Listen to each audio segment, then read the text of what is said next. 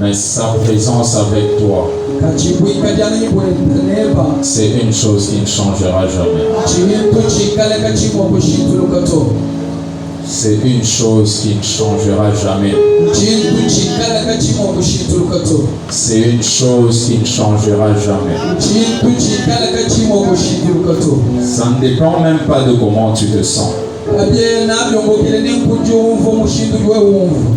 Vous savez, dans la vie, il y a des fois où on sent la présence de Dieu. On tremble. On tombe par terre. On pleure. Des fois on crie. Des fois on se tient debout. Mais il y a d'autres fois où c'est comme s'il est là, c'est comme s'il n'est pas là. Il y a des fois où c'est comme s'il t'a dit d'aller de l'autre bord, mais t'a laissé aller seul.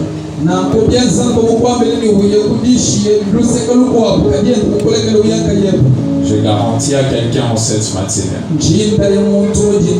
le silence de Dieu dans ta vie n'est pas synonyme de son absence. Je répète encore, le silence de Dieu dans ta vie n'est pas synonyme que Dieu n'est pas avec toi. Alors, peu importe ce qui arrive, peu importe ce que les hommes disent, nous avons cette assurance.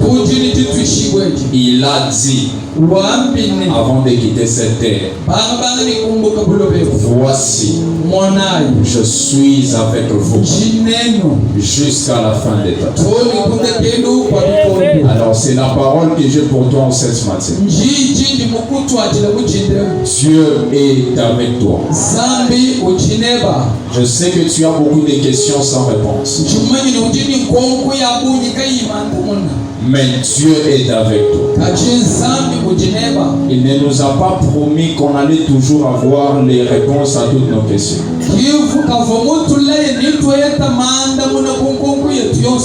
Mais il a dit, je serai avec vous tous les jours jusqu'à la fin des temps.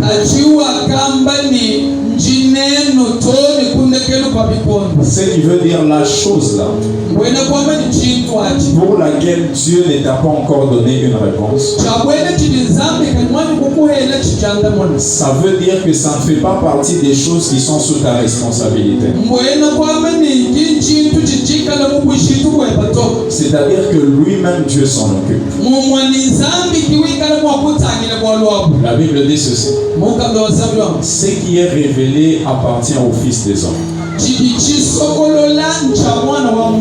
Mais ce qui est caché, ça appartient à l'Éternel. Alors je te fortifie avec cette exhortation.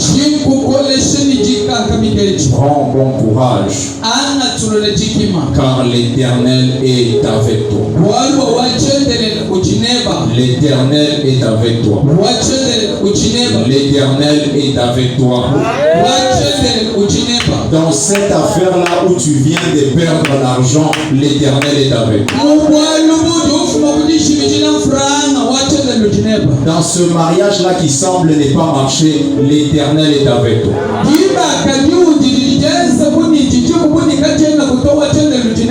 Dans ce travail-là qui semble ne pas venir, tu as prié, tu as jeûné, on t'a prophétisé, on t'a imposé la main, mais rien ne s'est fait. Comme si tu n'étais même pas né de nouveau. C'est-à-dire que c'est le temps maintenant où tu vas appliquer la parole de Moïse. C'est le temps de garder silence. Il leur a dit gardez silence. Il y avait le temps de crier. Il y avait le temps de pleurer. Il y avait le temps de chasser les démons. Il y avait le temps de briser les liens de famille. Mais après avoir tout fait, Il est temps de garder silence et de voir la délivrance de l'Éternel. Je te rassure, en cette soirée, en cette matinée plutôt, Exode chapitre 12, versets 41 à 43. Il arriva ceci après 430 ans. Le peuple de Dieu, les armées de l'Éternel, sortirent du pays d'Égypte. C'est une nuit dont on s'en souviendra toujours. C'est pourquoi dans Psaume on ajoute ceci. Lorsque l'Éternel avait changé la captivité de Jacob, nous étions comme des hommes qui rêvent. Je déclare sur ta vie en cette matinée, comme dans un rêve, mais ta vie va changer au nom de Jésus. Comme dans un rêve, tu rentreras chez le même docteur. Il te dira, c'est moi qui t'ai examiné. C'est moi qui ai dit qu'ici il y a le diabète. C'est moi qui ai dit qu'ici il y a le cancer. Mais attends que je vérifie encore. On dirait que ma machine a un problème. On dirait qu'il y a une panne dans ma machine. Après il va te tester encore. Après il va dire non, il y a un problème. J'appelle d'abord mon ami qui est spécialiste. Il y a quelque chose qui ne marche pas bien. Et on va encore t'examiner. On va encore te réexaminer. Après tu vas dire au docteur, docteur, calme-toi. Ce que tu es en train de voir, c'est ça que l'on appelle, ça c'est le droit de Dieu. Je répète, je déclare. À partir d'aujourd'hui, ta vie est un signe, un prodige. Que lorsque les hommes vont te regarder, ceux qui s'étaient moqués de toi vont te regarder. Ceux qui pensaient que tu viens à l'église parce que tu n'as pas de travail à faire.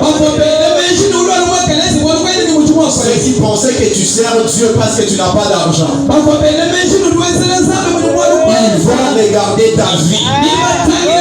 Ils vont accomplir la prophétie qui dit que 10 personnes des autres peuples vont tenir un juif par sa robe. Vont dire, nous venons avec toi à Jérusalem. Parce que nous avons appris que là-bas il y a un Dieu. Je décrète que je déclare. On s'est longtemps moqué de toi. Mais le Dieu qui est avec toi, il est sur le point de se lever et de montrer que c'est toi qui le sers en vérité. La Bible dit ceci. Quand la mer rouge s'est déchirée, le peuple a traversé. Le peuple craignit l'Éternel et Moïse son Seigneur. Et Dieu t'honore au nom de Jésus. Je dis que Dieu t'honore au nom de Jésus. À partir d'aujourd'hui, ta vie devient une évangélisation. Vous savez, plusieurs fois, on invite les gens à l'église. Ils viennent juste pour nous respecter. Ces frères nous a beaucoup insisté. Mais en réalité, ils ne sont pas convaincus. Parce qu'ils se disent, si son Dieu était vivant, pourquoi ça n'a pas commencé avec sa propre vie? Alors je déclare au nom de Jésus, ta vie va témoigner la gloire de Dieu. Je ne dis pas demain ou après demain. Parce que Jean explique ceci. L'heure est en train de venir, mais elle est déjà venue. Je déclare au nom de Jésus, l'heure de ta gloire vient d'arriver au nom de Jésus. L'heure de ta gloire vient d'arriver au nom de Jésus. Lorsque les gens vont dire, nous croyons que Dieu est avec nous. Alors prends courage. Peu importe importe ta situation. na showeni malukai Jésus-Christ est réel. Yesu Kristo Il est mulele le même hier. mwama Il mumakele est le même aujourd'hui. mwama mulele Il est le même éternel. mwama Si ton mumakele voisin l'a expérimenté, ikale mutumane ba mais mulele toi tu ne l'as pas encore expérimenté, wewe mwana kulele byansi dis-toi que c'était le tour de mon voisin. amba ni chivo chikondi cha mutumbana Mais comme Dieu est dans le voisinage, na chivo chizamu mon tour est en train d'arriver au nom de Jésus. cha mchivo ni mkati mwa kofika Est-ce que quelqu'un peut crier très fort, c'est ma saison? Et encore très fort, c'est ma saison. La saison de ma gloire. La saison de mon élévation. La saison de ma percée. La saison de ma gloire. Est-ce que tu peux crier comme quelqu'un qui croit que c'est sa saison? C'est sa saison. Quelqu'un qui croit que c'est sa saison. La saison de ta guérison. La saison de ta promotion. La prédication de l'évangile ne consiste pas seulement en parole. Tu vas vivre la puissance des Dieu en nom de Dieu. Alors que tu pousses des cris de joie, je déclare que ton Dieu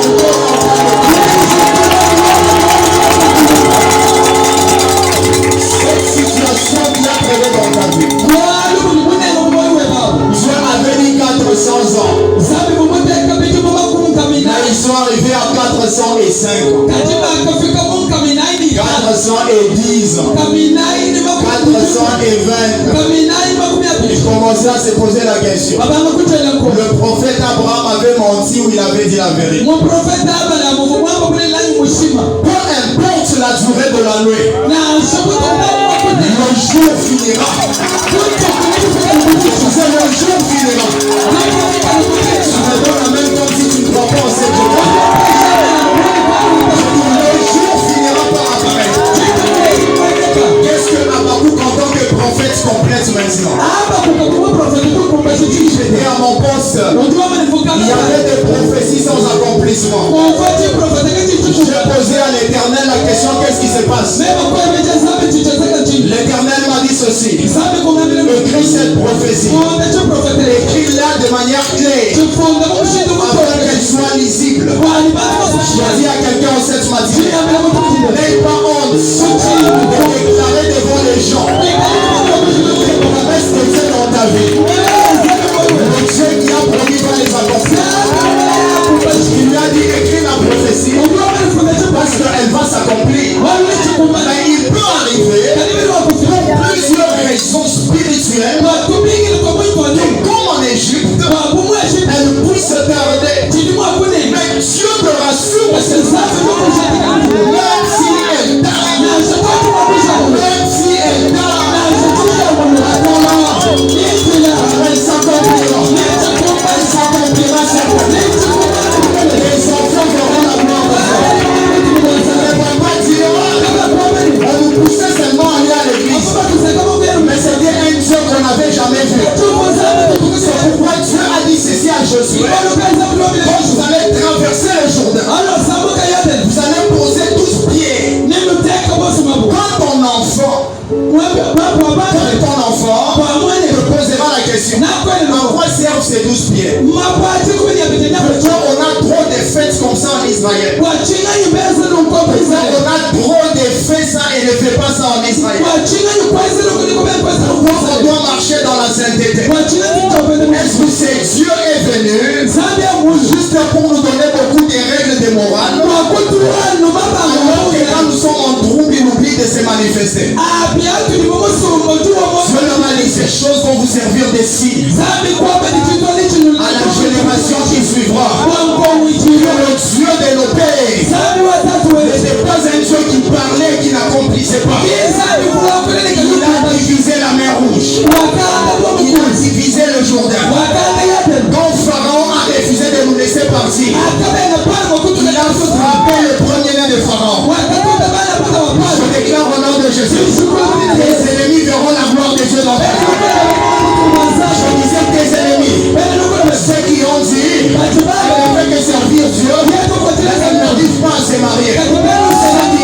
Il ne fait que servir Dieu, même pas même une moto dans sa vie. Je déclare. Somme 23, loin de ma tête, et ton groupe des bords, et il dresse une table devant moi, en face de mes ennemis. En face de mes ennemis. La bonté, la grâce, la faveur, l'argent, la prospérité m'accompagneront. Je déclare sur ta vie.